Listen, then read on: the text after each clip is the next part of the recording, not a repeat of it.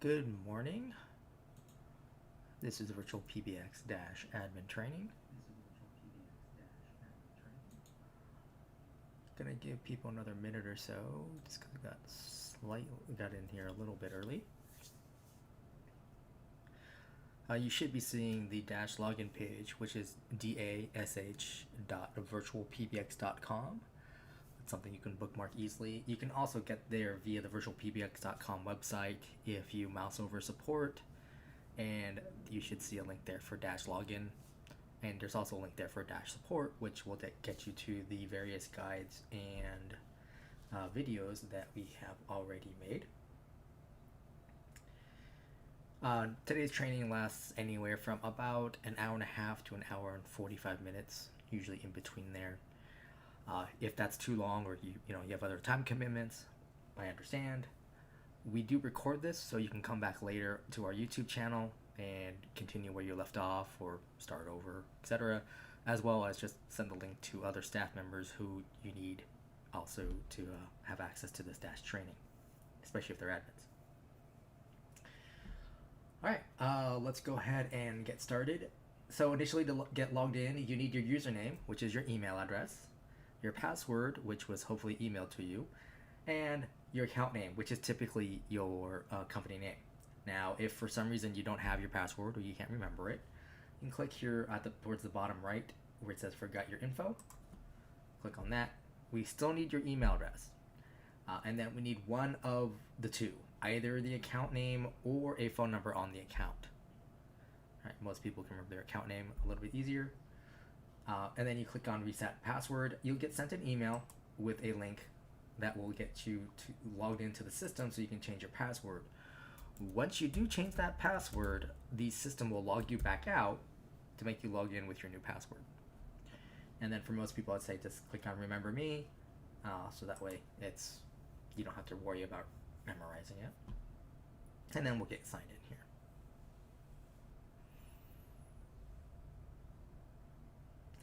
Now, this is actually a brand new feature. I have set up on my accounts to start me on the ACDQs page. But if you just signed up for the first time, you're actually going to get taken here to your account page. Here, as an admin, this is where you would change your email address or your password for your own user, right? For any other user, you can do that through the dashboard. You can also change your time of date. And then this is the new thing that was just added here. This is the default app start. If you click on this, you'll have a pull down, which unfortunately is not showing here, but you can select things like the dashboard or queues like I have here, among others. Now, also as an admin, you can click over here on the left to account, you get the account level settings, and the main thing that's changed is typically the time zone. All right, click on that, and then you do a search for the relevant city that you want to have your time zone match.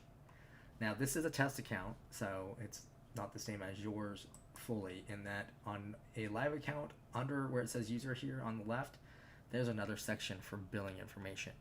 So that's where you can find things like your invoices. You can update your credit card. You can change the billing contact person and their contact information. And you can also view your service plan. When you're done here, just go ahead and click on close here at the top right. And then I'm going to select over here on the hamburger icon or the menu icon and get over to the dashboard. And here we go. This is the typical start point for most customers. Now, at the top here, we got my name, right? So I can click on that name to get those account settings. Here we've got the help icon. So here you can chat with us, right? You open up a chat window and you'll talk to a support team member and they can walk you through whatever feature you're going through. To learn more, we'll take you to our support pages so you can see the specific guide of a feature you're looking at or trying to set up. Over here is the web phone. This is because I've added a web phone to my user. So this will open up a new tab. It will go to webphone.virtualpbx.net. I can log into that web page and make use of my browser to make and receive calls. Now, that is specific to Chrome or Firefox, at least currently, and on a computer or laptop. Right? It's not supported fully on mobile devices, so be a little bit leery about that.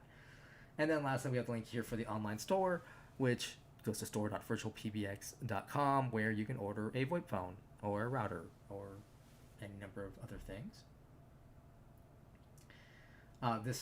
The menu icon here, the hamburger icon, this takes you to other features of Dash. Some of these, like ACDQs, do have fees associated with it, so I'll try to make sure to emphasize that so you know that ahead of time. And then we have the logout icon. Now, for staff members who are not agents, right, they're not part of an ACDQ, they will also have a toggle right about here for D&D, right, do not disturb. If it's showing white, that means D&D is enabled. If it's all black with just a white outline, then it's not enabled. All right, here on the left, these are the main features of Dash that we'll be going over first. Again, most of these are core features. The only exceptions is the auto attendance, and we'll get into that shortly. Then here we got total users. So these are all the people on my account who can make and receive calls. Depending on your plan, adding users may increase your bill, so that's something to be aware of. Then we've got total devices. I have 34 devices on this account. And then we have a breakdown here. So first up, cell phone, pretty self-explanatory. Then we've got a web phone. All right, I've got 10 of those, which I just briefly explained. Soft phone, so I have 7. That's a software application to use your internet connection to make and receive calls, right? So this, technically a web phone is a version of a soft phone. It's just a little bit more specialized, so that's why we separated it out. But soft phone could be if you're using the VirtualPBX soft phone app, or if you're using an application, say from Counterpath, because they have several soft phone apps, or you could be using that to program a VoIP phone that isn't supported by us. It's called a third-party VoIP phone. Excuse me. Next up, we have SIP phone. This is a physical VoIP phone. It sits on the desk, right? Someone can pick up a handset, dial out. And then landline, pretty self-explanatory. Notice down here, I have looks like 12 unregistered devices. This means of my VoIP devices, the system has detected that 12 of them are not connected to us, meaning, right, not unregistered, so they're not communicating with your Dash account. So we can't send calls to those devices. That can be anything from simply a phone not being plugged in, right, to someone not logged into their soft phone app, or it could be something like someone's lost internet connection, right, at their, at their home, because they're working from home, lost internet connection, or there's some kind of network issue going on at their location, whether it's because they have a new router and they haven't adjusted settings yet, and that's preventing the phone from connecting, and that sort of thing. Total numbers, I have 27 phone numbers on my account. Typically speaking, your accounts will have anywhere from 2 to 15 phone numbers as part of your plan price. If you go over that allotment, I believe it's either $199 per month per phone number or $499 per month per phone number, depending on your plan. So if you have lots of phone numbers, or you plan to port lots of phone numbers, you probably want to double check with our account service team to see what your overages are for phone, or what your allotment is for phone numbers, first and foremost, and then what the overage rate would be for you. Now, first up, we got a little breakdown here of assigned numbers and spare numbers. So an assigned numbers means you're using it, right? It goes to someone or somewhere on your system, right? Now, this can be conference number, right? It could be a fax box number, right? Or it could be a number that's one of your main numbers. It could be someone, a number that goes directly to your salespeople, right? Or to a specific salesperson, even. Spare number means it's a number on your account, so it still counts towards your allotment, but you're not currently using it. So let's say you had a like New Year's Eve promotion going, right? New Year's is now long back in the rearview mirror. You don't want any calls on that number right now, and anything you have been getting has been junk, right? So you're just like, put in spare. People call it, they're just gonna get a busy signal, and you have to worry about it until you're ready to use that number again. Say you're like, oh, 4th of July is coming in the US, let's go ahead and use that number for our 4th of July promotion. Next breakdown we have here is US DID and US toll-free. Now technically the US toll-free is US Canada toll-free, right? That's 800 numbers, 888 all the way down to 833 currently. US DID, that just means a US local number, right? So a number say in San Jose, California versus a number in say Dallas, Texas, or in Elmira, New York. Anywhere in between. If you're interested in international phone numbers, you can have those on your Dash account. If you're gonna port one, that's fine. You can just follow the normal porting. You would just email the LOA and the copy of the bill to our porting team for an international port. But if you don't have one already and you wish to add an international number, you are going to want to email our porting team. That's PORTING at VirtualPBX.com. And just indicate the city and country that you're interested in. Now, if there are additional requirements, our porting team will respond to you with what those requirements are. Germany, for example, has proof of presence, right? They basically need a utility bill in the city that you're requesting a phone number in. All right. Then down here at the bottom, we've got conference bridges. I have 4. This means I have enabled conferencing on 4 of my users. Now, I wasn't able to do that until I actually had a conference number. So basically, add a conference number, and then you can enable conferencing on users. Over here on the right, we've got our main company numbers. So these 4 phone numbers all behave the same way, right? So they all go to the same location. They're all going to have the same main greeting, for example. Next up, we've got my conference number. You can have multiple conference numbers. This is the phone number or phone numbers that everyone who's going to join a conference has to call, whether they're part of your staff or outside of your company. Your fax box number, this enables faxing on the account. You can only have one by default. This is your inbound fax number. The company directory, this downloads a text file which has all your users and their extensions. The cell phone directory, this is for use with the VirtualPBX desktop cell phone application. When you download this file, you will then upload it to the VirtualPBX cell phone app on your Windows or Mac PC.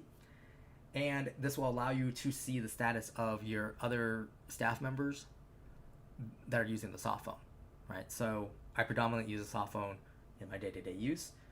I can look at it, go to my contacts list, and I can see, oh, coworker Mike is currently on a call, so I can't talk to him about a particular feature that I've run into an issue with, right? So I'll have to wait until he's off that call, that sort of thing. Likewise, my coworker Jeff can see I'm not on a call and say, hey, I need your help on something, and call me. Store discount code right here. Just for being a Dash customer, you get a discount in our online store. And then lastly here, we've got the account realm. This is used in a couple things. First, it's used to program any third-party soft phone or device, right? So if you're using a soft phone, there's 3 pieces of information you would need to program or provision that soft phone application. The account realm is the third of those.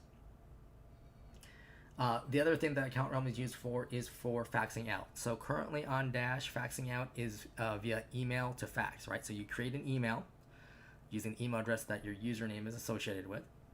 In the to field of the email that you create, you put the plus sign, the number 1, then area code and phone number you're faxing to, the @ symbol, and then your account realm.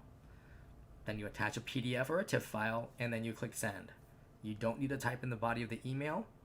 That information is not transmitted. Basically, the system gets the email, says, okay, here, he looks at the to field, right? Says the first part, that's where I'm sending it to. The realm, that's where it's coming from. And then grabs the attachment, that's what I'm faxing. And then it translates that into an analog signal to send out over the fax line. All right, up here at the top, we've got caller ID. This is your main company caller ID. You can select any of your main numbers. Unfortunately, the pull down is not showing because of the streaming software, but you could select any of your main numbers. And that whatever number you select here becomes your default number for a couple other features. Then we've got the company caller ID name or CNAME. This can be 15 characters, including spaces and special characters that will display when your VoIP phone users make an outbound call. Now, when you click save, we transmit the CNAME information to the other carriers who support CNAME, right? They update their servers. That can take up to 3 business days to complete. And that's what's referred to as provisioning CNAME or company caller ID name, right? That's what we can control. So when you make an outbound call on a VoIP phone, right, we're sending that information out. Now, your call can route through several different carriers before it gets to its destination. It's always possible that one of those carriers either does not support CNAME, which means it's not going to go through, or even if they do support it, they're having some sort of technical issue, or whether that's heavier than expected call volume, or they had to do some kind of maintenance, which might prevent them from sending out the CNAME information. Right? They're still going to try to connect a call because that's the priority for telecom. Right? Connect calls, and then CNAME information is way down that list. The other thing to keep in mind about CNAME is that final carrier. That's where for the device that you're sending it to, right? You're trying to connect to. That carrier has ultimate say what they display on phones on their network, right? So that's like if you've ever noticed on your cell phone, sometimes your cell phone carrier will tell you, oh, this is a spam risk or a telemarketer, right? That's your cell phone carrier saying, hey, this is what we think this is. Right, they get to determine that. It's whoever's calling you obviously did not put spam risk in front of their caller ID name. Then we have company emergency information or E911. You just want to put a valid address. Each phone number on your account can have a different different address. So then you can associate your VoIP phones to these different addresses to reflect their correct location. And then you would click Save Changes to make sure you save any changes you made.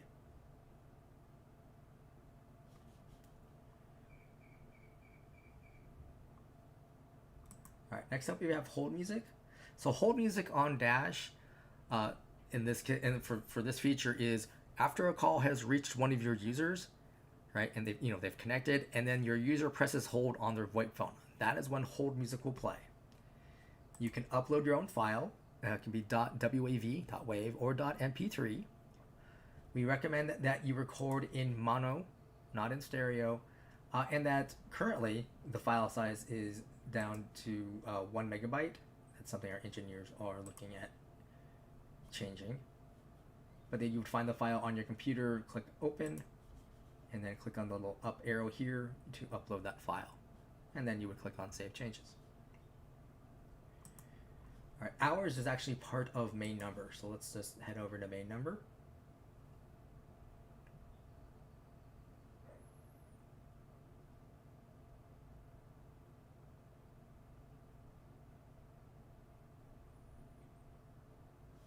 All right, so up here at the top, we've got main company numbers. You'll see those same main 4 numbers. Now I can unassign one of these numbers if I no longer want to use it as a main number. So I can do that to this 650 number, for example.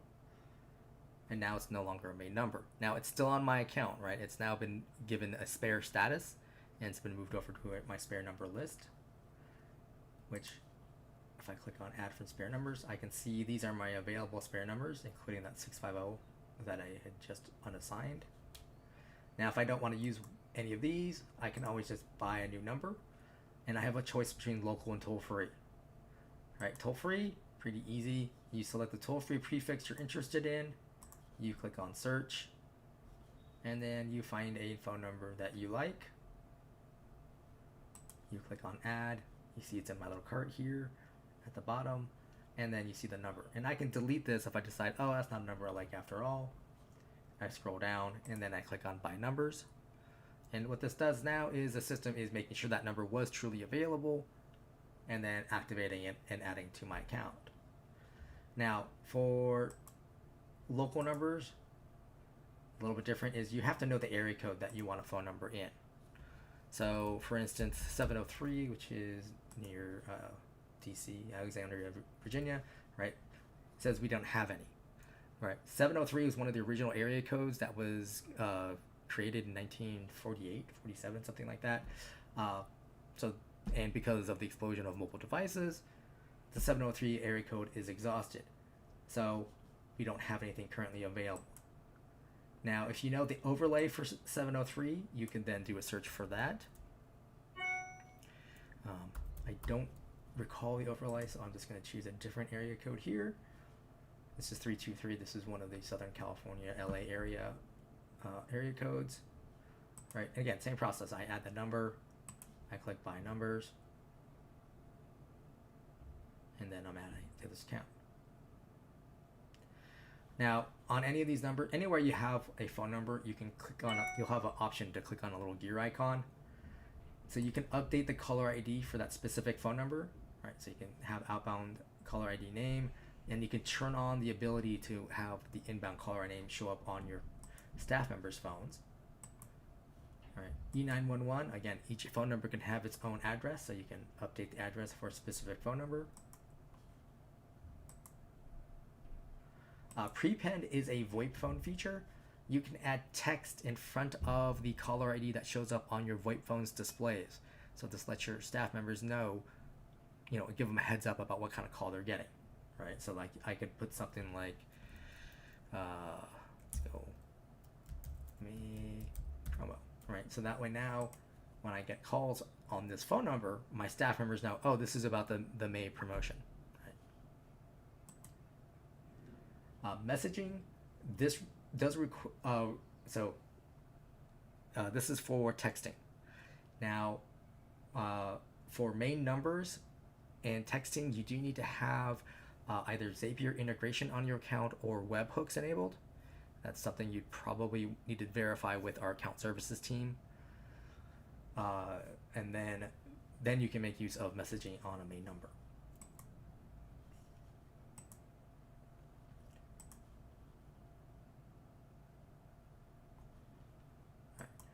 Office hours strategy. New accounts, you start off at 24-hour open office. Many customers go to custom office hours. So then for each day of the week that you're open, you put a check mark. And then you put your company hours in 24-hour or military time, or just select it from the pull down. You also have the option at the bottom, which I don't believe shows up properly on YouTube. But there's an option here saying, are you closed for lunch, right? So if your whole facility is closed for lunch, you can put a check mark here and then input your lunch hours. So the system knows when you start lunch and when you end lunch. Next is office holidays. If you're closed for holidays, you put a check mark here. And then over to the right, you have add holiday. You have your options for single day, date range, and advanced. Each one of these will create a new row. So like here for President's Day, you just give it a name, and then you select the month and date that you want it to show up, or start, I guess. For date range, like I have here for Christmas, here's my start date, here's my end date. Bear in mind that there's no year indicator here, so you want to avoid a date range that includes New Year's Eve and New Year's Day in the same date range. The system just basically puts you in after hours mode all year. So you'd want to just do single day for New Year's Eve and New Year's Day to play it safe. And then as an example for advanced is right here for retreat. And I said, hey, the first Friday in July, we're in holiday mode, right? It's company picnic day. So the pull downs here, right? This one's all for each month of the year. The middle pull down is 1st through 4th as well as last. And then the last pull down is for your days of the week.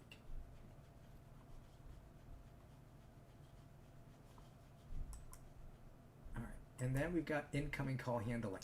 So this is for all your main numbers. How are calls that come into the main numbers, where are they going? Now, I have my open hours, I have my after hours tab, and I have a holidays tab, right? So each of these can be separate from each other. And then I have the same basic options. So the first option here, during my open hours, right? All calls on these 4 or 5 phone numbers now, I'll come in and they're going to go to my virtual receptionist. This is a link that I can click on. And then here you see my menu options are on my left, right? So these are what people press on their phone to navigate through the phone system. On the right are my greeting options, and then I have some setting options down here.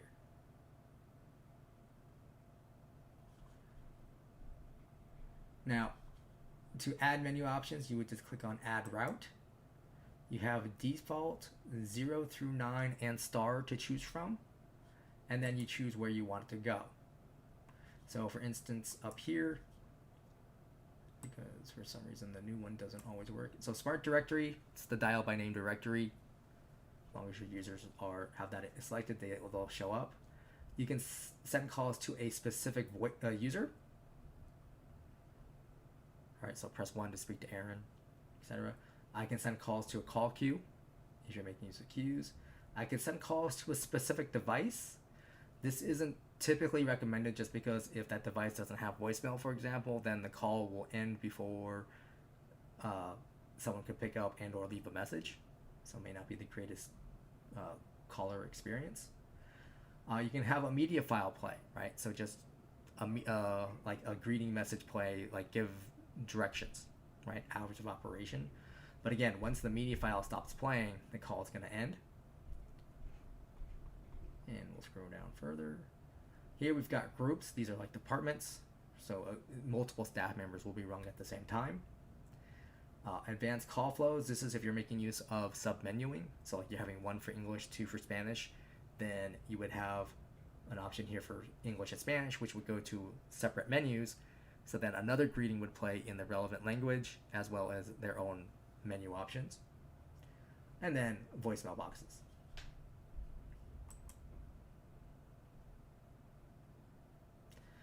Over here, you've got your greetings options. Text to speech. This is simply you type in a greeting, you would click update, save, and then save changes.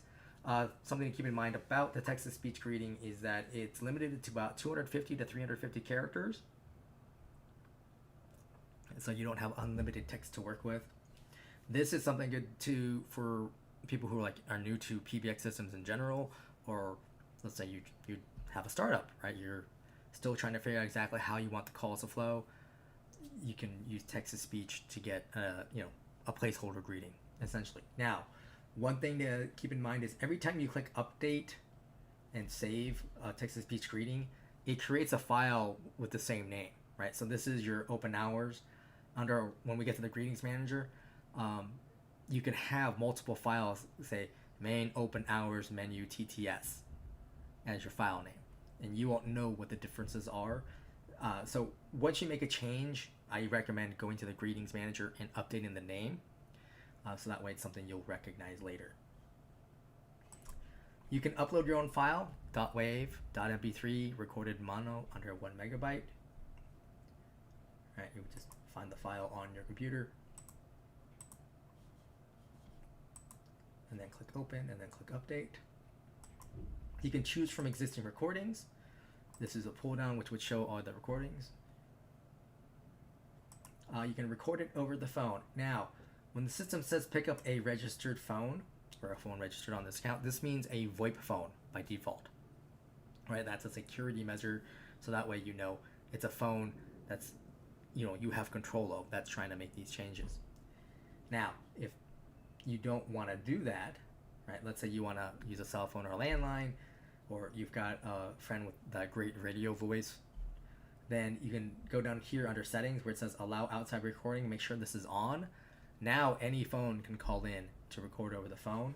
They will still need this PIN number, and this PIN number is specific to this time of day, right? So this is our open hours, so the PIN number only works during my open hours, which means I can only change the greeting, my open hours greeting during my open hours. For new accounts, when you first call in, right, you probably won't have a greeting set up, in which case the system will say no greeting's been set up for this menu yet. At that time, you would enter the PIN number, and then the system will walk you through recording a new greeting. If you have a file already in place, right? So I already have a text-to-speech file, and then if I call in and enter this PIN number, right, I can record. It will still walk me through recording a greeting, but the file name, so this main menu open TTS file that's currently in place, right, that file name stays the same, but I'm just overwriting the content with my voice. Right, so again, and even if you choose from an existing recording, right, let's say you chose greeting A, but then you called in later to record over the phone, greeting A file name stays the same, content gets changed. So if your greeting that's currently in place is something you tend to use for most of the year, and you just need to make a temporary change, be careful about how you record over the phone. I usually recommend, if you're going to do an over the phone for a short-term greeting, replace the current greeting that's currently in place. That way you can go back to it when you need to, and then replace the secondary greeting. All right. Professional recording services. When you click on order, this will take you to a new website hosted by Snap Recordings, who we've partnered with.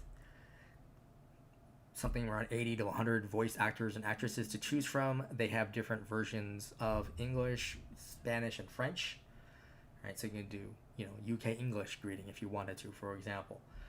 You can do multilingual greetings. They also have what they refer to as hold treatment, which is a mix of music file and a script being read. They handle their own billing, typically via credit card. They typically deliver via email, so then you would just simply upload your own file. They also have, I believe, options for like express or priority processing to if you have a time crunch. All right, next up we got our settings.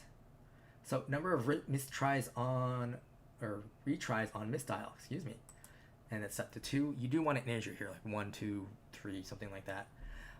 This is how many times the inbound caller can press an invalid option. Right, so let's say I call in and I press 7. Right, that's not the current valid option. The system would, it's give me an error saying invalid entry. The greeting would play again, and in this case, I could hit 7 2 more times before it would send me to this default route. Right, if I didn't have a default route after that last attempt, it would end the call. Dialing timeout. This also should be an integer measured in seconds. This is how much time the system waits after it hears a button pressed before it assumes the inbound caller is done, right? So I press 7, it waits for a second and says, oh, that's what they meant.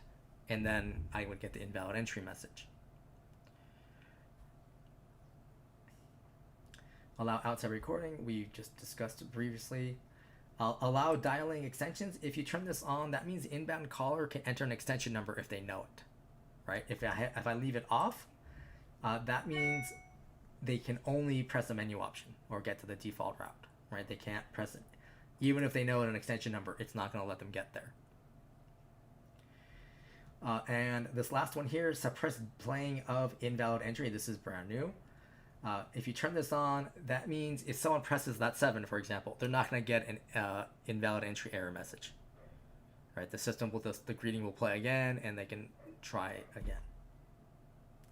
Now, any changes you make either on the main menu, the greetings, or even on the settings, you want to click Save here. And then you need to click Save Changes here. And that confirms all your changes have been saved. Now, next option here, call comes in. I'm offering it to Aaron. Aaron isn't able to pick up. It will then go to the virtual receptionist. This is your live operator answering option, right? So this is a pull down. So you can select from any of your users. You can send it to a specific device. You can send it to a media file. I don't recommend that personally, just because that can be confusing to your inbound caller, right? Because they can technically get 2 greetings playing back to back, which might throw them off or might irritate them. You can send it to a call queue. You can send it to a ring group, which is fairly common, or an answering group. So for instance, like this, I can say calls come in, rings everyone in my sales ring group. In this case, it's going to ring for 20 seconds because that's what the system's coded for. And after 20 seconds, if no one in my sales team answers that call, then it goes to the virtual receptionist. This has the same settings that we were just looking at because it's the same time of day.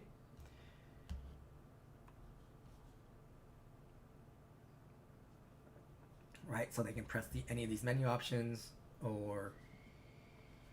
and get to somebody. The third option here, call being offered to Aaron, and if not able to pick up, then it goes to his voicemail box. This has essentially the same options except for one additional one, which is at the very bottom, which is this one here, which is skip the voicemail. Basically, call comes in, just send it right to Aaron's voicemail box. This particular option I see typically on holidays for some companies. This last option here is call, and call comes in and goes to advanced call flow, meaning I'm sending it to an alternate attendant, which we'll be getting to shortly. All right, after hours, you have these same options. Just keep in mind the virtual receptionist is different for each one of these, or for after hours and holidays than from open hours, right? So I have different menu options. I can have a different greeting play. I can have these different settings. Right, likewise for holidays, right here I'm going to skip the voicemail, but if I decided to go to the virtual receptionist, again, I have got different menu options and a different greeting.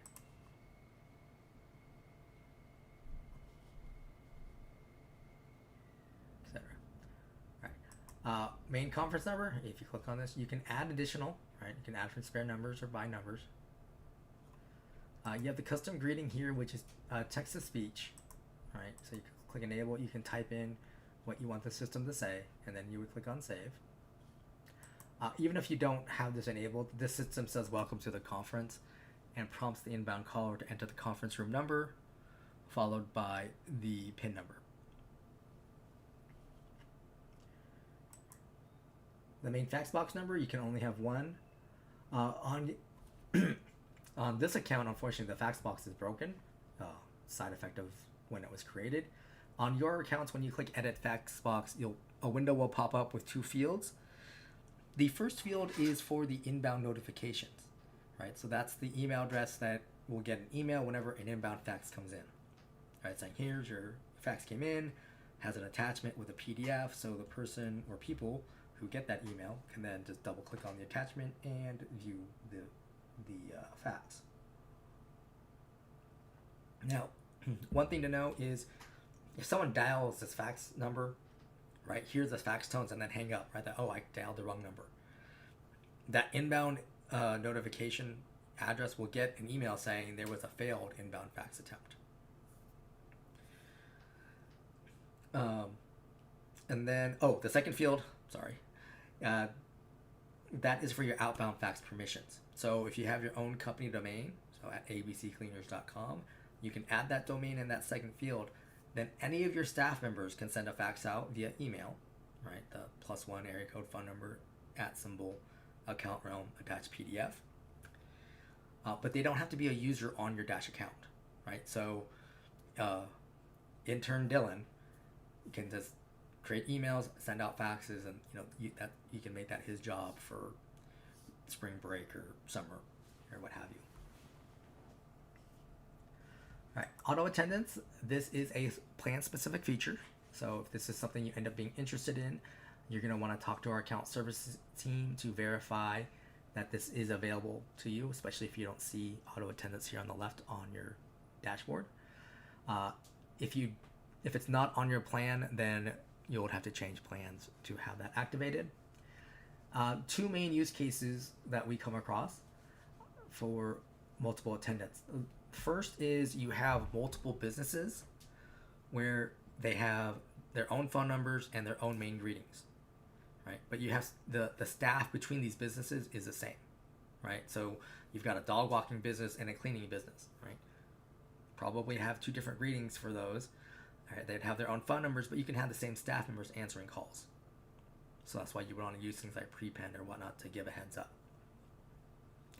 The other case is what I already mentioned before, which is submenuing, right? So press 1 for English, 2 for Spanish.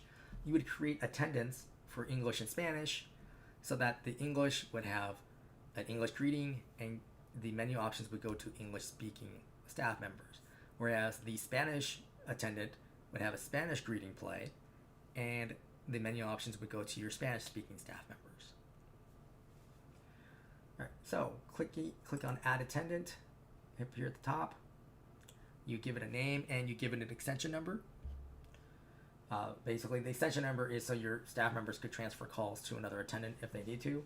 Your inbound callers will probably never know what that is because they're most likely calling it via phone number. Once you have created an attendant, you can click on its name. And you see here, this one is unavailable in main menu. This means it's a standalone attendant, and that's why it has its own phone number. Whereas I go up here to sample A, you'll see here it's available in main menu. This means it can be a submenu option. Now you can change that by just clicking on it where it says available or unavailable to flip it back and forth. Right, every attendant can have its own phone number. Right, you can either add from spare, or you can just buy new. Right, local toll free, same process as earlier. Attendants can have multiple extensions if you want them to, or you could use that to change the extension if you don't like it or need to use this extension number for something else. And then you can click on the little wrench icon under settings here. And then you'll see here calls. Actually, here, it's probably better to show it for here just because, right, so calls on this phone number here. Right, goes to this virtual receptionist. Now, these open hours, after hours, and holidays will match everything that you set up under main number. And then likewise, this virtual receptionist, you'll see here, again, you can set up your additional routes. And then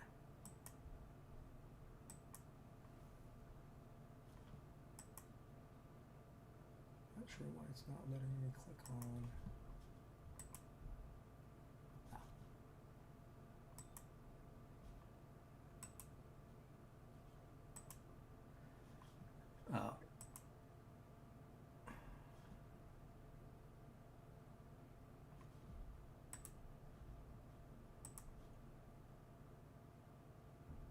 But same process as under the virtual receptionist we did under main number, where you can set up routes and set up your greeting. All right, next up is devices. This will show your devices on the account. Green means it's connected / we can send a phone call to it. Right, this means it's registered. Red means it's not registered, so we can't send a call to it. And then black means you've turned it off. Right, you've disabled the device. You can add devices here at the top. SIP phone, this is that physical VoIP phone, right? Sits on the desk. Look for your manufacturer. You can click on them and then see the models that are supported. If you don't have the exact model number, let's say you're off by a digit, you can try the closest digit to it to see if the auto provisioning will work. It often does, not always. But once you find the model of the phone, you select it, and then you give it a name, so like Bob's phone. And then you enter the MAC address. The MAC address is unique to each phone, right? Typically a sticker on the back of the phone, or if you have it plugged it in, you can normally find it under menu status, and it normally comes up as MAC. But you would then enter that information here, and then you click on Create Device. Now, once you do that, you would want to assign it to a user, and then within the Dash UI here, you're done, right? The phone, you still need to log into the phone's web user interface, the web UI. You usually do that by finding the IP address of the phone, putting that in a browser address bar, and then login information, which should be in the phone's manual. And then you need to go to the auto provisioning section of the phone's UI and enter in a specific URL. Basically tell the phone, hey, go here. It will do so. It will get its config file and download it. It will reboot usually a couple times, and after it's done, it normally shows up as a green device. Now, for the specifics of that URL and like where to go within the web UI of the phone, if you go to the Dash support pages, right? So VirtualPBX.com, mouse over support, select Dash support. On the right-hand side, about a third of the way down, under VoIP phones, there'll be a guide there called Auto Provisioning Phones. You click on that. It's going to have screenshots and specific instructions as well as that URL that you need to input for your phone.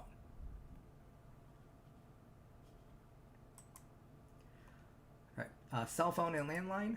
These are the same process. Is you give it a name, and then you put +1 area code and phone number, and then you would click on create device. Now, when Dash sends a call to that cell phone or landline, right? This is the default setting. So what happens is your phone will ring, right? You pick up, you're gonna hear, this is a forwarded call, please press 1, right? When you press 1, you're telling the system, yes, you're there, and yes, you wanna take this call. That doesn't work for every instance. For I think just yesterday, I had a customer, they're making use of an automated answering service for after hours, right? That automated answering service can't press 1, right? It's a computer essentially picking up the call initially. So what you would want to do in that instance is put a check mark here. Allow use of cell phone's voicemail. What that means is as soon as we hear that pickup tone, we connect the call.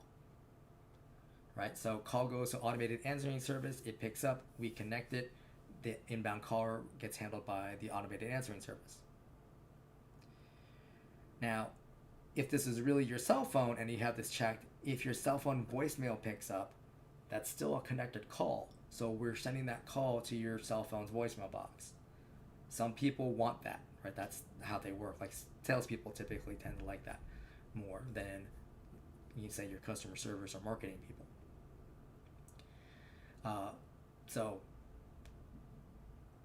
that's basically a preference for most standard users. But when you're sending it to an automated answering service, you do want that checked. The other thing that comes up sometimes is this keep original caller ID, right? So customer Mary calls into your system, gets routed to you on your cell phone. On your cell phone, you see Mary's phone number. You don't recognize it. You're like, I don't really need to hear about extending my car warranty for the 15th time today. You just let the call go to voicemail, right? And then hopefully you can call back Mary and complete the transaction. If you uncheck this, however, then what happens is when the call comes to your cell phone, instead of customer Mary's phone number showing up on your cell phone's display, what you see instead is your phone number, right? Your main number that you set up here under the company caller ID. So this 702 number would show up. So that's a way to let you know, oh, this is a work call versus a rando. It could still be a rando. That it's possible, but if it depending on how your routing is set up, it's most likely an actual legit business call. Soft phone. On this page here, or the devices, this is where you would add a third-party soft phone. So, you're going to use a soft phone application from Counterpath. Or you want to use this to program a VoIP phone that didn't show up under the SIP phone list. So you give it a name, right? You're going to copy and print and paste the SIP username someplace. And then if you click on the SIP password box, it'll reveal the SIP password. Then you would copy and paste that. And then you would also copy and paste the realm, right? These are the 3 pieces of information you would need to program the third-party application or phone to make it work with us. And then you would click on create device. We do have some guides for third-party devices under our support pages, but there are simply way too many applications and devices for us to have guides for everything. So for the most part, this is what we can provide.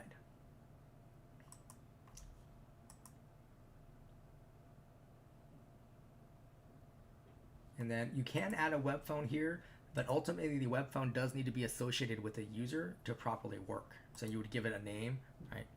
Angela's phone. You click on create device, but then you do need to assign it to a user because the web phone uses your user login for you to log into to webphone.virtualpbx.net, right? So if you don't have it assigned to a user, there's no username associated, it will fail.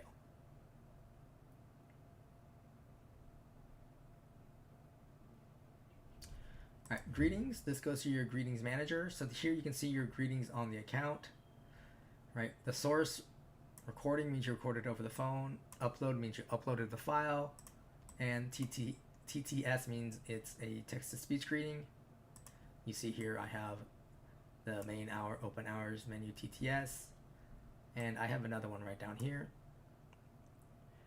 So what I would need to do is go in, click on this little download link to listen to them, and then rename the file so it's something I recognize. Or I can then click on the wrench icon and say, nope, this one was bunk, and I can just delete that greeting completely. You can also add greetings here. Now this is typically going to be, you give it a name and then you find the file, so you can upload a .wav or .mp3 file. And then you click on create greeting to upload it.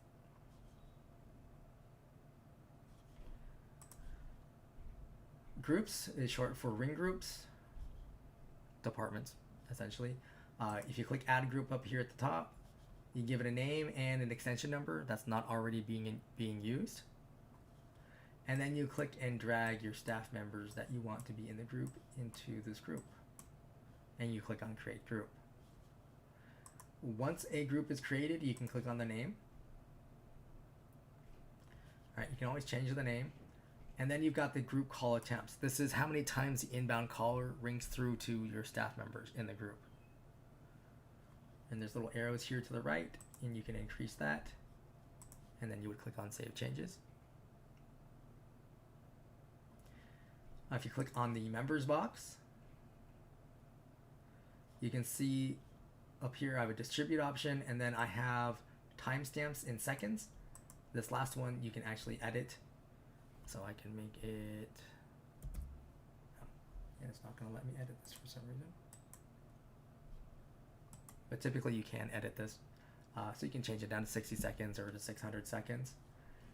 And then right now, this is what I have set up here. It's called, referred to as blast ringing, right? So or ring all. I'm ringing all of my staff members as soon as a call comes in. So let's say a call comes in, John answers that call, right? So then he's helping that customer. If a second call comes in, John will hear a call waiting beep in his ear, right? The customer won't, but he will, until one of his coworkers here picks up, right? So let's say Michael picks up that second call. So now John and Michael are both on calls. Third call is in. They are both going to hear call waiting beep until, say, Gene picks up. Now, I can click distribute, and so now I'm ringing my staff members in this order. Right, now let's say for this week I have John on a special project, so I want him focused more on that. I can click and drag and move him down to the bottom and click distribute again, so now he's last in line. Right, now these are sliders, so you can adjust the ringing time so you have some overlap if you want to. That's purely up to you.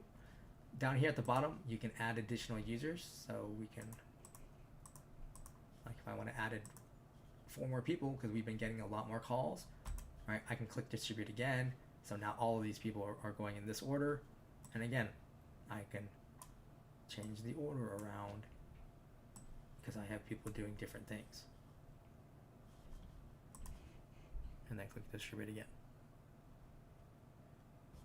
And then you click on Save Changes.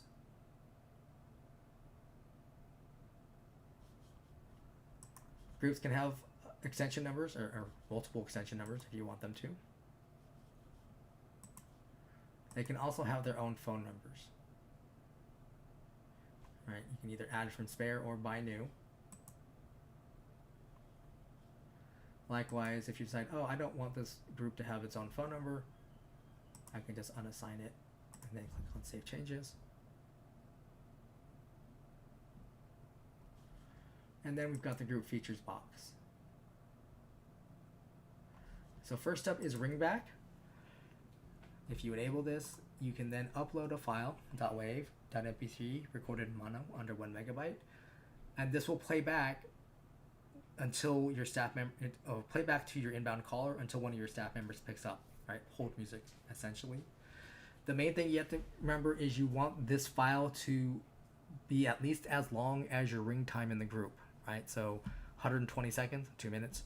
You need to make sure this file that you select is 2 minutes long because the system will not loop it for you.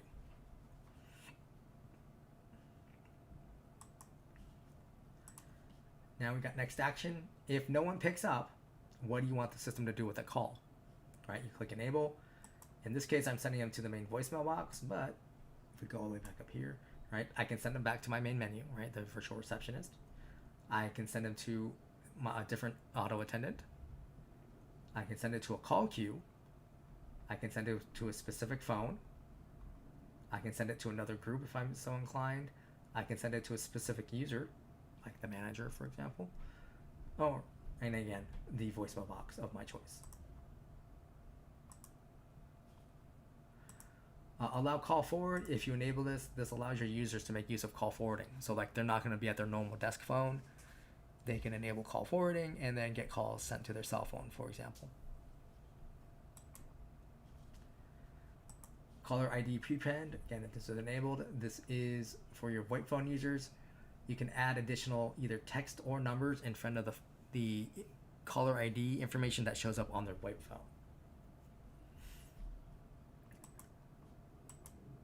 So groups are included with all the dash plans. Like no additional fees associated with them. Users can make use of cell phones or landlines, as well as VoIP phones when they're in a group. Now, queues are the more advanced version of groups in some ways, and one of those key ways is that in a queue, a user can log themselves out of the queue, right? Or they can mark themselves away for when they go to lunch. When people are in a group, they're in a group all the time, right? They can't log themselves out of the group unless they're an admin, and then they remove themselves, but then they have to put themselves back in. So that's something to keep in mind. Likewise, when you have a phone number directly to a group, right, this phone number bypasses your virtual receptionist, meaning it's not gonna follow your hours of operation. So if someone calls this number at 2 in the morning and your staff members are using their personal cell phones, their personal cell phones will ring at 2 in the morning.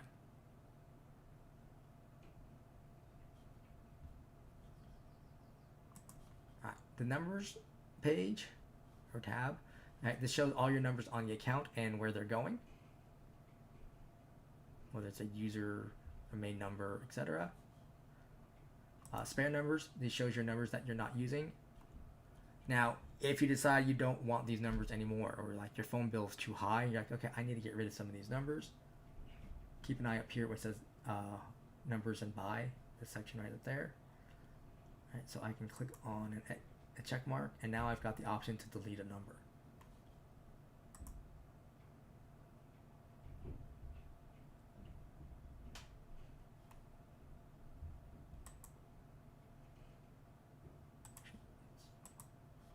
All right, so then I can click delete. It says, are you sure you want to do that? Delete the numbers. It says success. And now the numbers are removed from my account, so I just save some money every month. Right, so here you can buy numbers, again, local toll free. It will just add them as a spare number so that you can assign them later. Right, here you got the option to begin the port process. You give it a name, and then you select US local or toll free. You click next, and then the system's going to ask you to upload a copy of your bill. Later in this process, it will ask you for the specific phone numbers you're porting. It will give you the opportunity to download a blank letter of agency, or LOA, as well as to upload a completed and signed LOA. And then you submit both documents. It will upload them both. You should get an email right after that submission saying that the system, you uploaded your porting information to the system. By the next business day, you should get a second email from our porting team specifically saying, yes, we got your documents, and yes, we've submitted your port request, as well as some other information about porting in general. If for some reason that doesn't work, right, like you got an error when you try to hit submit, or you didn't get either of those emails, then you can just email porting@virtualpbx.com. Again, we need that completed and signed LOA and the copy of the bill, and they can still handle the port request that way. In terms of the LOA, the letter of agency, it's going to ask you for company information, right? Company name, address. That information should match what your current carrier has on file, right? So let's say your porting number from Comcast to VirtualPBX. Whatever Comcast has on file for that phone number, That's what should be on the LOA in terms of the company name, the address, and the authorized name. And the signature, you can physically sign it or you can use a digital signature. Either way is fine. You just don't simply type both the name twice. That will get rejected every time.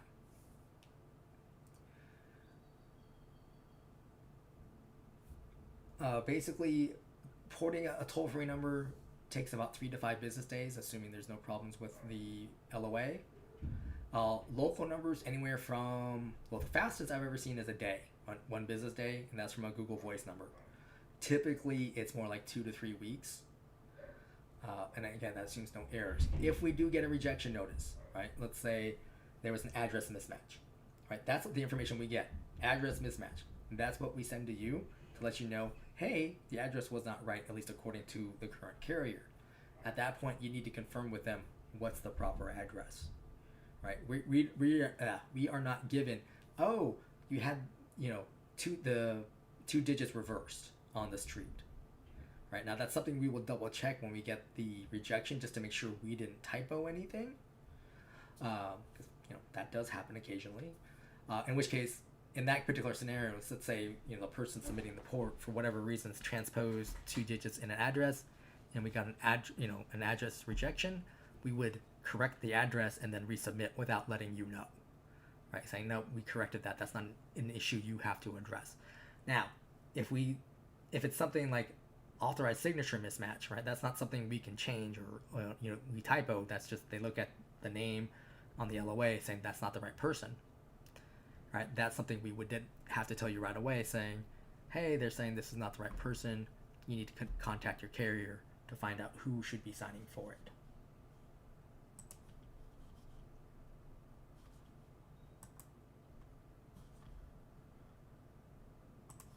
All right, users. All the users on the account. Person with a blue suit is a system admin. Gray person is just a standard user. You can click on add user at the top.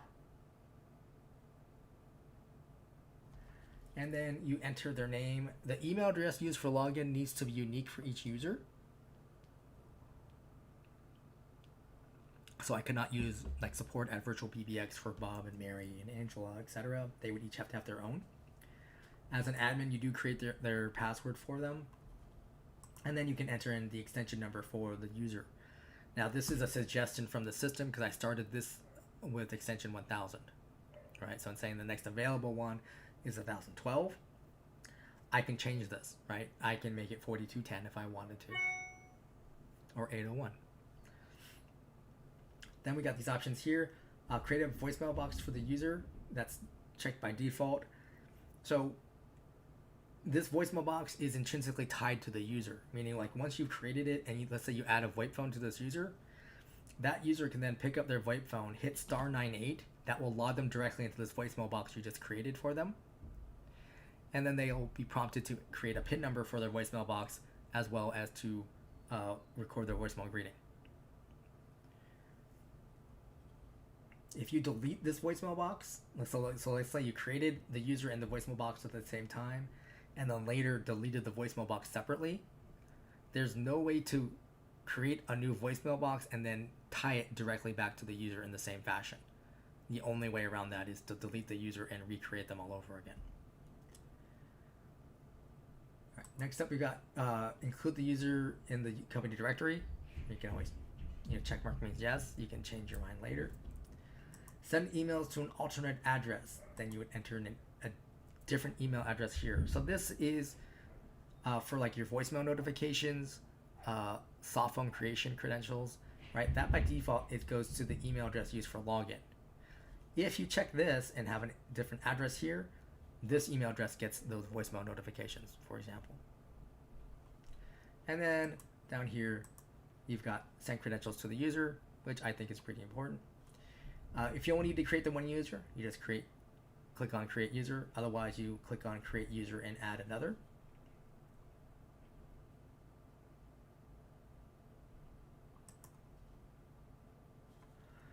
Once a user is created, you can click on their name. So you can always change their name. Here you have the option to change their credentials, meaning their email address and password. You also have the option here to reset or send them the password reset email. Like, let's say you forgot to click on the box to send credentials to the user. You're like, oh, damn. You can just click on change credentials and just send them the password reset email directly. Here's the option to change their voicemail box PIN number. This is temporary, so that way the user can then reset their own when they call in. Here's the option for sending to an alternate address, and as well as to be in the company directory. Over here on the right, this is a pull down, so you can change an admin to a user or a user into an admin. All right, we got the user time zone. Do search there. This is the display language. So English, French, German, and Russian are the available, and this is what displays within Dash for this user. Ringing timeout by default is 20 seconds. That is typically plenty of time to ring to, say, a landline or a VoIP phone. If a user is typically using a cell phone, you would want to increase this to 45 seconds or even 60 seconds. And that's because it simply takes longer to route a call to a cell phone than, say, to a landline. In terms of how PBXs work in general, right? Call comes in, gets to a user, and then goes to the user devices, right? So if we're sending a call to a landline, right, we send it to the landline telecom, they're like, oh, we know exactly where that is, here, go, right? Brings to that device. Whereas call comes in, it's going to a cell phone, right? Goes to a cell phone provider, they say, hold up, we need to find them first, right? Pings cell phone towers, they find them, like, hey, found them, send the call, and it's that delay in terms of searching for you is why it takes longer from a PBX perspective to route a call to a cell phone than it does to a landline, right? From your point of view, your phone rings, you pick up, you don't know how long it took to get to you.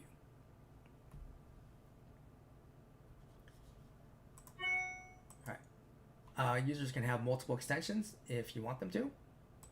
Right, simply add an extension number. Users can also have their own phone number or phone numbers, right? You would, again, add from spare or just buy new. Under the devices box, you can add either from spare devices, meaning a device that's not currently being used, or you can add new devices, right? You have the same options here. Now, under soft phone, it should have the option for the VirtualPBX app.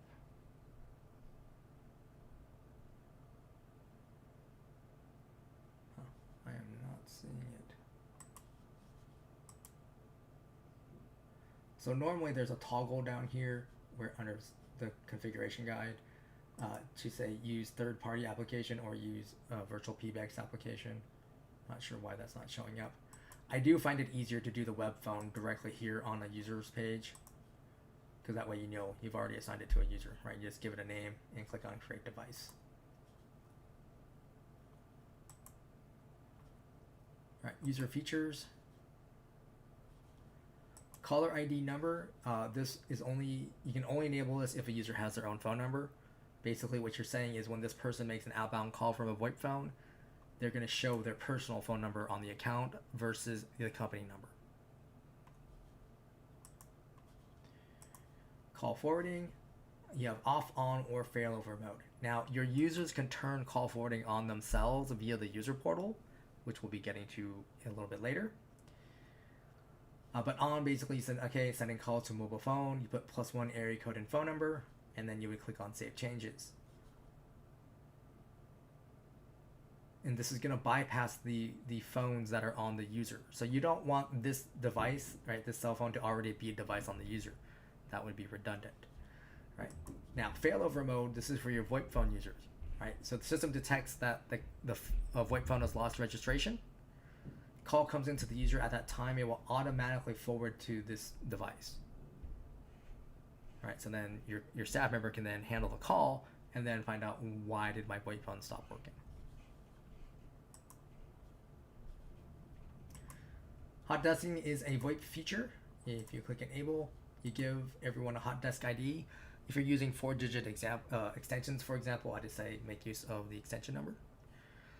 What this does is, or it's used for shared office environment where you could be at a different desk from day to day, right? So today's Tuesday. I go into the office. I sit at desk number 7. I pick up the VoIP phone. I hit *11. That turns on hot desking on that VoIP phone. The system will prompt me for my hot desk ID, and then if I required a PIN number, it will ask me for the PIN number. Right, so I entered my hot disk ID. It will then tell me calls will be sent to this device. So the rest of my workday, I'm sitting at desk number 7. Calls to my user will ring at the phone I'm sitting at. Right. At the end of my day, I pick up the phone. I hit *12 to turn off hot desking, so the phone doesn't keep ringing and bug my coworkers when I'm not there. Next time I come into the office, let's say it's Friday, right? Then I come in and desk number 12 is open because someone's already at desk number 7. I'm like, all right, desk 12, you're the winner. I sit down at that desk. I pick up the phone. I hit *11 again, enter my hot desk ID, and calls will be sent to me at that phone that I'm sitting at.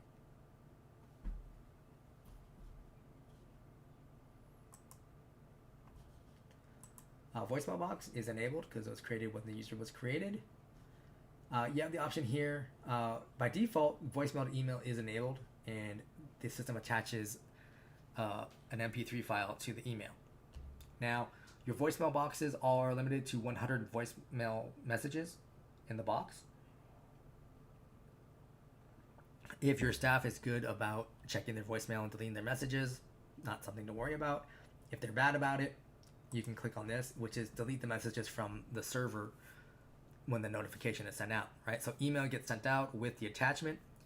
If this is enabled, then the system deletes it from the voicemail box, so the voicemail box can never become full, right? And then your staff members, they have a record of the voicemail because it's in an email, and they can, depending on the user, they can create like a folder for all their voicemail messages and keep them archived if they're so inclined.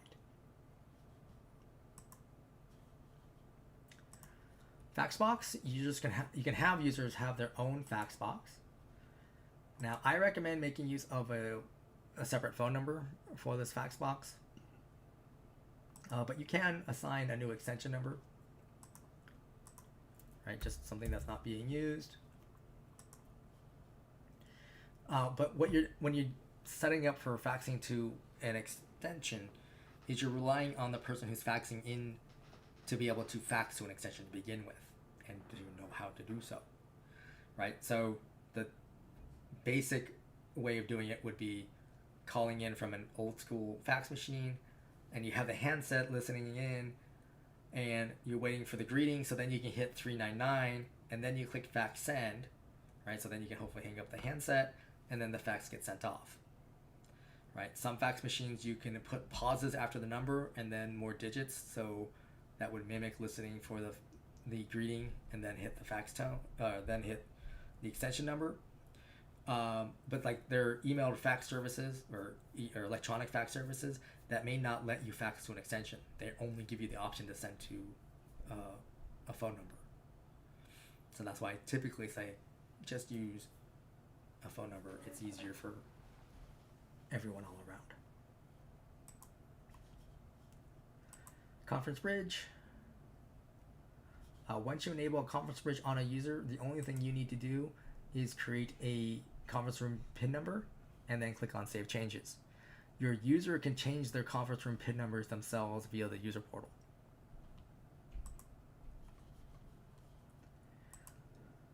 Follow Me is for users with multiple devices. What happens is when you first enable it, it looks like this. So I say, okay, which devices do you want to use? You uncheck what you want to use. You've got the ring time up here, right? 120 seconds.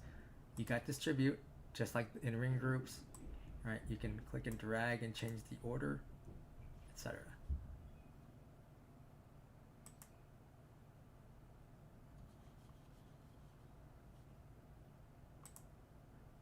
Music on hold. You can have your users have their own hold music. You would just upload a file, .wav.mp3 recorded in mono under 1 megabyte, and then you would click on Save Changes after uploading. Right, this would supersede the music on hold that you set up under the dashboard page, just for this user. Customize call recording. When you first enable it, it will look like this. Basically, you have to tell the system what kind of calls you're going to record. Right? Inbound internal means coworker Bob called me. Right? Whereas inbound external means a customer called me. Likewise, outbound internal means I called my coworker Aaron. Whereas outbound external means I called a customer back. In this case, I'm recording all of them. I don't have to. Like, I can turn off the internal ones because I'm like, I don't care about my internal, company conversations. I'm more concerned about the interactions they have with our customers. And then you would click on Save Changes. You also have Do Not Disturb, so you can put a user on Do Not Disturb, meaning calls won't be offered to them. They go to their voicemail, typically speaking.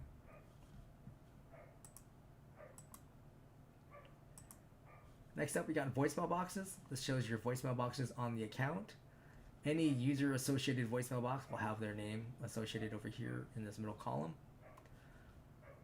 These other the main voicemail box, the system creates automatically. And then beyond that, you've got manually created voicemail boxes. You click Add Voicemail Box at the top. You give it a name, a voicemail box number, and a PIN number. And then you would click on Create Voicemail Box. Once a voicemail box is created, you can click a wrench icon next to it. So you can always change the name, the PIN number, and the voicemail box number. Under Advanced, first up is greeting media. So you can upload a media file directly to a voicemail box, right? .wav, .mp3, etc. The temporary file, this is for that out of office, right? Vacation voicemail greeting. So if you have something selected under temp or temporary, it will supersede the media file until you set the temporary back to none.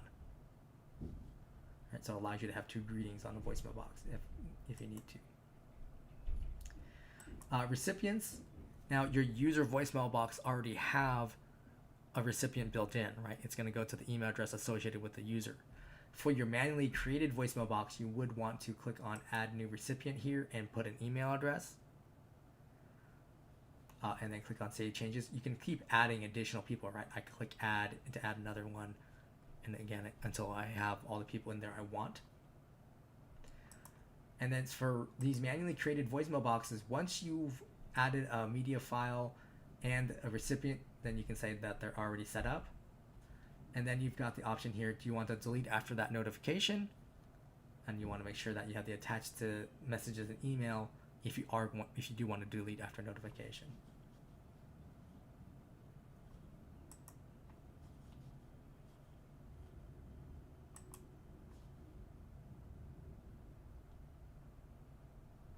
All right, advanced routing may not show up immediately on your account. Right now, this is housing a feature called Direct Inward System Access, or DISA. What this does is allows you or your staff members who are making use of cell phones or landlines to call into your system, log in over the phone, and then make an outbound call.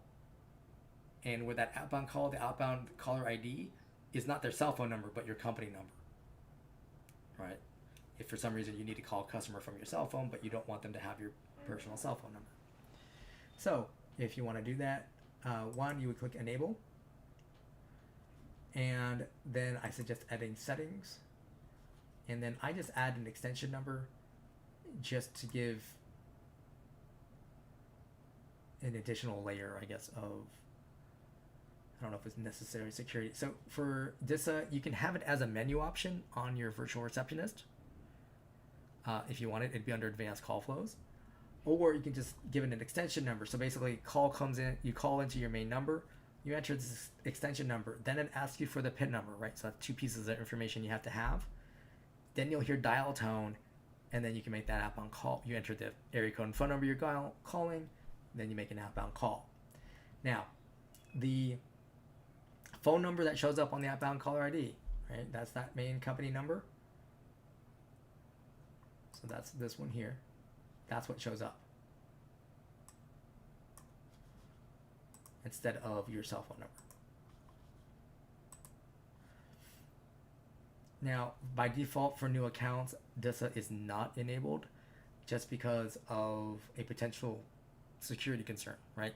If someone's able to figure out the extension number and the PIN number, they can make outbound calls on your account and you would not be aware of it right away, unless you're checking your call logs constantly. Right? For most people, they wouldn't find out until they get their next bill, and then at that point they might have a lot of overages.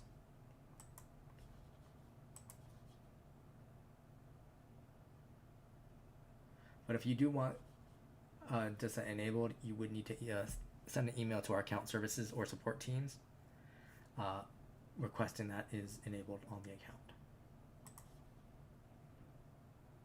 Call logs, this shows your call activity on the account. All right, little green arrow to the right, that means that's a call that came into the system. Whereas the yellow arrow to the left, that's an outbound call. You can see the device that was used. If I go custom, I can go into last month if I wanted to.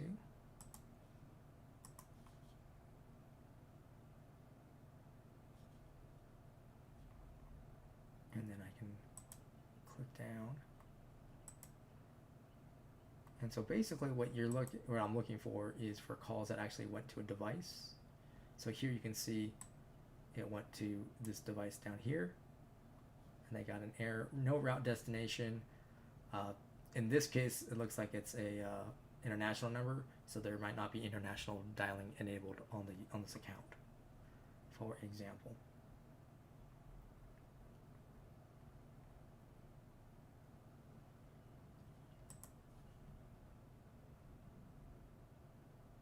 Right, normal clearing is what you want to see. Or originated cancel means the inbound caller hung up. Oops, sorry about that.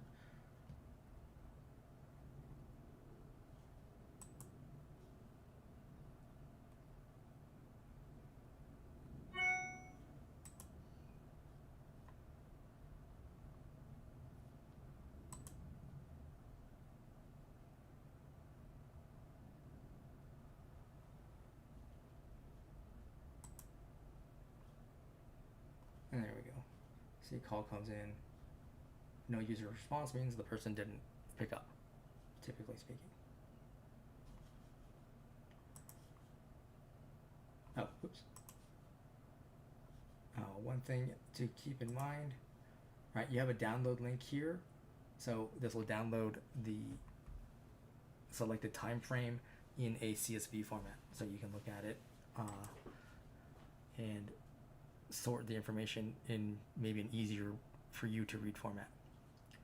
Over here, I got feature codes. I've mentioned a couple of these, like the hot desking ones, as well as the *98 to go directly into your voicemail box. These are things people can use from their VoIP phones to access different features. This one right here, *97, you can do this from any VoIP phone, but you can also call into your main number that rings to the virtual receptionist from like a cell phone. Hit *97. It will still ask you for a voicemail box number and then the PIN number, so you can check voicemail that way. These are also available on our website under the Dash support pages. You can look under feature codes doc, or there's also the phone commands cheat sheet PDF, which has all of these in one page with a short description for what each one does. All right, next up we've got ACD queues. So ACD stands for Automatic Call Distribution. It's a call center feature. ACD queues do have a fee associated with them. I believe it starts at $15 per month per queue. Something if you're interested in this, you're going to want to talk with our account services team to verify pricing in relation to your plan. Now, what we have here, these are the standard ACD queues. There's also ACD queues Pro, which I believe start at $99 per month per queue. Adding a new queue is right here, but I'm going to go click on the gear icon here and we'll go over the settings, which is setting up a new queue. All right, queue name, you just give it a name, and then a queue can have either a phone number or an extension, one or the other. Then configuration, we've got queue routing strategy. Unfortunately, the pull down is not working here, but you've got several options. So most idle here is whoever's been waiting for the call the longest gets the next call that comes in among your staff members. Right? There's also ring all, meaning it's going to ring everybody at the same time. There is round robin, which will equalize out over time. It's essentially all the users are placed in a circle. Call comes in, it goes to a random spot in the circle. There is least calls. This means least amount of connected calls, right? So let's say Bob and Mary, I logged into my queue. Mary has spoken to 5 people. Bob's spoken to 2 people. Under least calls, the next call that comes in goes to Bob.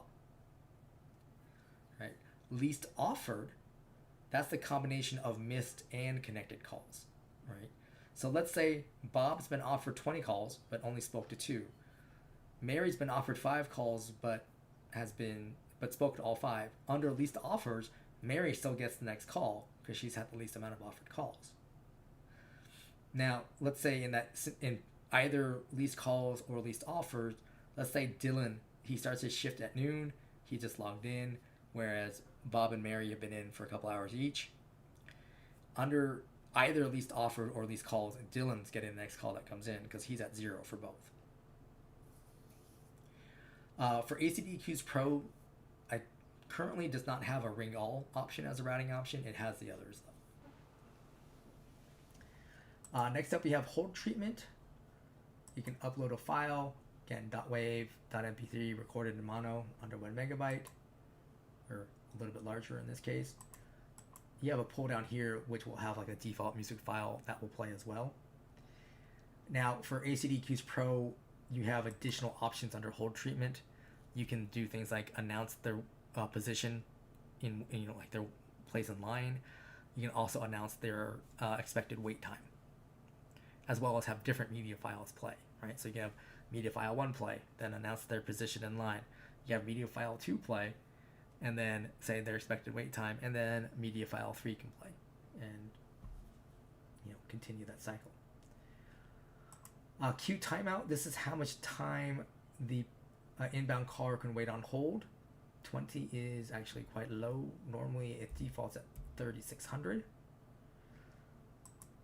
Queue call limit. This is the number of people who can wait on hold. This is on top of whoever's already speaking to your staff members, right? So if Bob and Mary are already speaking to customers, I can have 4 additional people wait on hold on top of those 2 conversations. Now, timeout immediately if empty. If this is enabled, what this means, if I have no staff members logged in, the system will treat the inbound callers as if they hit the 2,000 second timeout.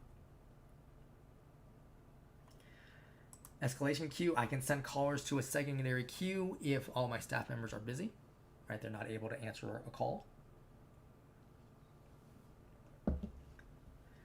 And then the escalation call flow after timeout means after this 2,000 second timeout that I just set, once that hits, the inbound callers get sent to, in this case, Michael's voicemail box. Over here we got agent behavior. Agent recovery time in seconds, in this case 30.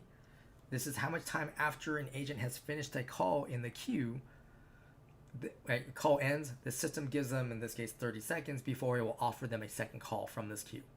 Right, so they have time to get a sip of water, finish their notes in their CRM application, etc. Force away on reject or missed. If this is enabled, this means if an agent misses a call, right, the system will automatically put them in away mode until they mark themselves as ready. Right, so they're not going to get calls until they say they're ready to. And then agent connect timeout measured in seconds. 20 is the default. And again, for your staff members in queues, they need to make use of VoIP phones. So 20 seconds is typically plenty of time for a VoIP phone. And then you would click on Save Changes.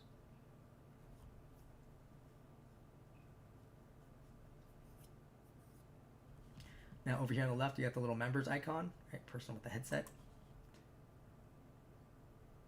So this is the list of people who can be in my queues. If I click on Manage Members,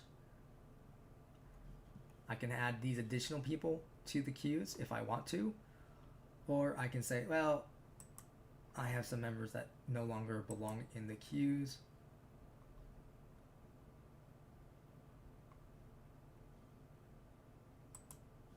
So then I can remove them, and then they'll be pushed over to the left. If I go back to my queues, I click on a queue here. Right, there's no one logged in. I can add agents to a queue. Right, so these are available to be added into queues. Right, these are the people currently in the queue. So I can like move Michael over if I wanted to. And then click on save.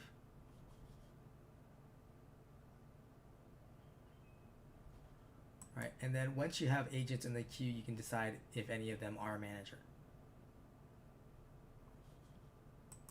Right, you would just, oops.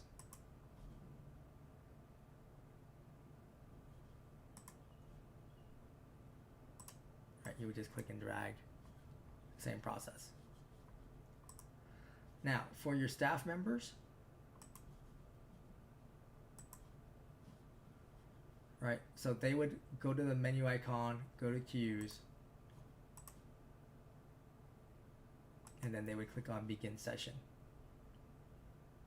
Now the system by default under standard queues starts you off in away mode. On ACD Queues Pro, it puts you in ready right off the bat. And if I make myself ready, you'll see my little icon here will turn green. If my icon is blue, that means I'm on an inbound call from the queue. If I'm yellow, it means I'm on an external call. So either a call that came directly to my extension or an outbound call. If I'm gold, I'm on wrap-up time from a queue call.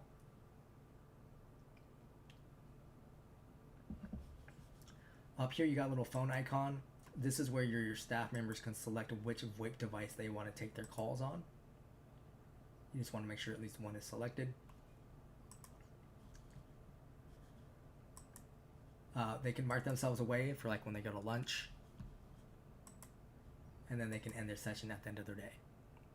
Right? There are feature codes to log into the queue, to mark as ready, mark as away, and to log out as well. It starts with 20 is the login.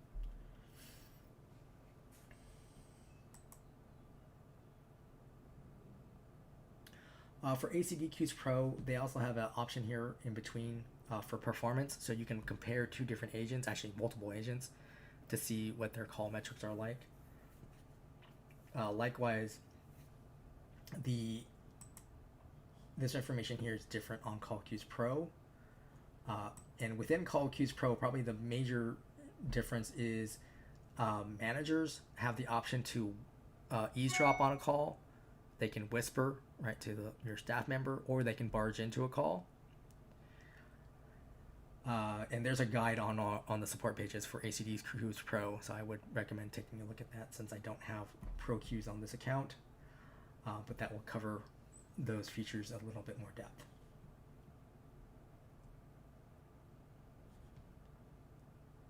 All right, blacklists.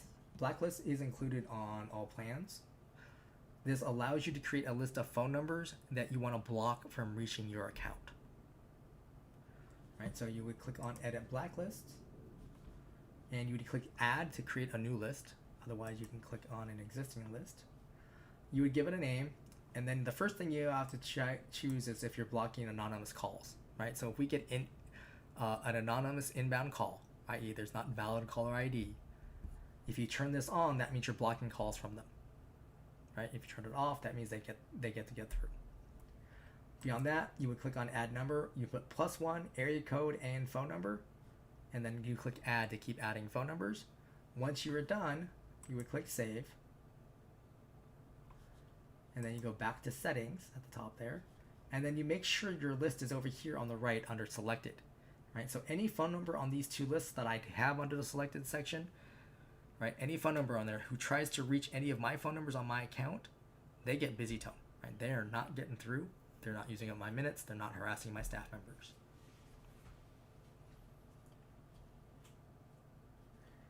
Right. Dynamic caller ID. This is a plan-specific feature. What this does is allows you to adjust your outbound caller ID for your VoIP phone users. So the first option here, the sandbox test, right? So what I'm doing is saying that when I hit *71 on my VoIP phone and then I enter the area code and phone number I'm calling, my outbound caller ID is instead going to be this 918 phone number. Right, so as long as I hit that *71, that's my caller ID that's going to be showing up. The other way that's created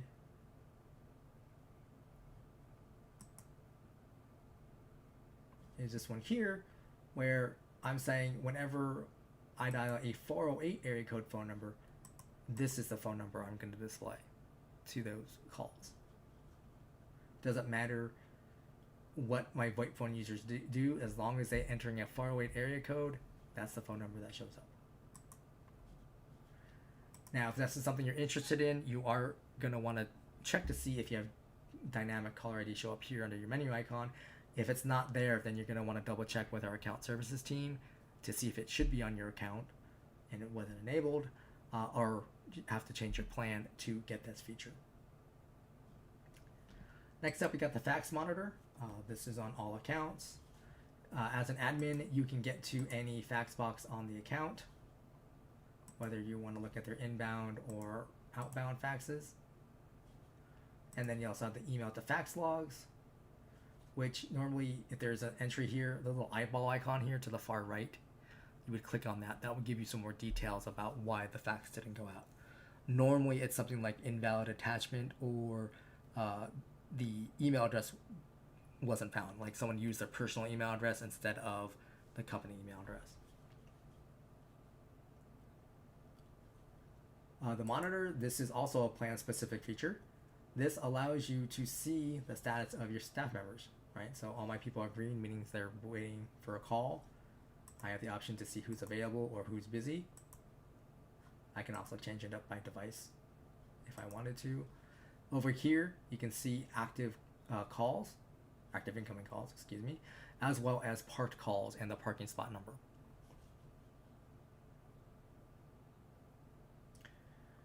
Number manager, that takes you to your numbers page.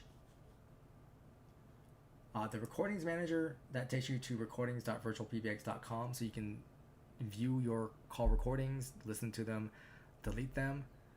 Bear in mind, you do have a storage limit based on your account or your plan type, so you might want to double check that with the account services team, especially if you just enabled call recording. I don't recall what the overages are once you go over your allotment.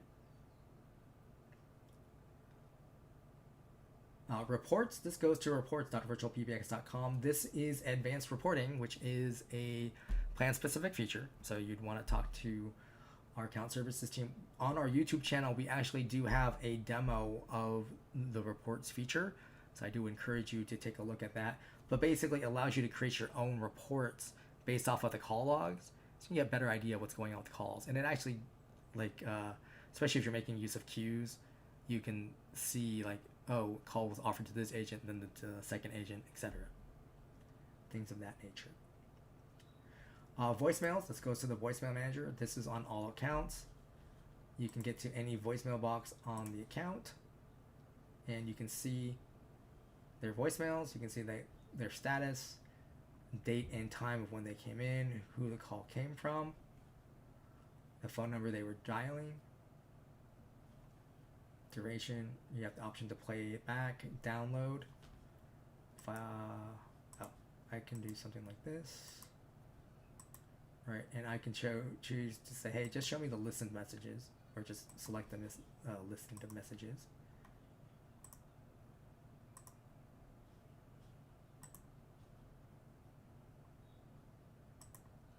Also, over here, I can choose to mark a message for deletion, etc. Or I can move it to a different voicemail box.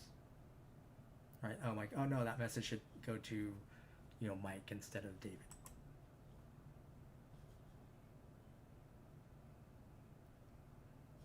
Webhooks, this makes use of APIs to link Dash to other software. Again, this is plan specific. If you don't have this option, you actually need to talk to our sales team in order to get it added to your account. They have some additional information about webhooks. You can also look at developer.virtualpbx.com. You'll see many examples of what we have done with webhooks and Zapier and linking it to Dash. I've looked at it occasionally. It's a little bit beyond me, but it's pretty impressive nonetheless. And then lastly here, we've got the user portal,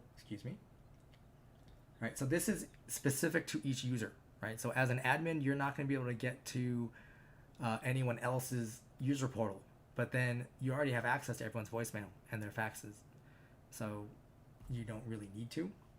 But their users here, this is where they can manage their voicemail. All right, same options. They can listen to it, they can download it, etc. They can see their call history. They can change the date range to increase that if they want to. They can see their fax history. And then the contact list, this is within your Dash account, right? So all your users, your groups, etc. shows up here. Now as a user, they're not going to be able to add their own contacts to this, right? So your sales staff wouldn't be able to add their client list to this contact list. This is strictly within your Dash account. The conference tab here, we're going to start over here on the far right. So this is where your users can adjust their PIN numbers for managing their conferencing. And then they have the options, they want their participants to join muted or deafened, as well as do they want entry and exit tones to play when people are coming and going from their conferences. Over here, you can invite other Dash users to your conference, right? Then you got the option to lock a conference. You can mute everybody, you can unmute everybody, you can end the conference. When you're actually within a conference, for instance, you can mute a specific participant as well as kick a specific participant. And then we have settings and devices. So this is where your users would set up their own call forwarding.